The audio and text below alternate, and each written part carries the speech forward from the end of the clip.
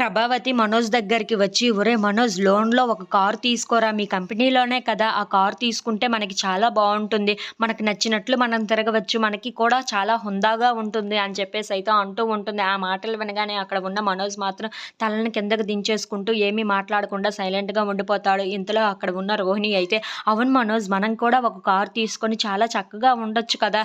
కావాలంటే నేను మీ కంపెనీకి వస్తాను. మీ కంపెనీ వాళ్ళని అడుగుతాను. మనం కారు తీసుకుందాం మనోజ్" అని చెప్పేసి అయితే అంటూ ఉంటుంది. ఆ మాటలు వినగానే అక్కడ ఉన్న మనోజ్ అయితే ఒక్కసారిగా షాక్ అయిపోతూ ఉంటాడు.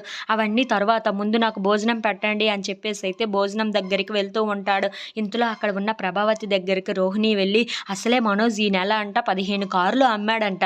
అంటే కంపెనీలో చాలా మంచి పేరే వచ్చింది. అలా అయితే మనకి కారు తీసుకోవచ్చు మనం" అని చెప్పేసి అయితే వాళ్ళ అత్తయ్యతో చెప్తూ ఉంటుంది. ఆ మాటలు వినగానే అక్కడ ఉన్న మనోజ్ అయితే పలబారిపోతూ ఉంటాడు.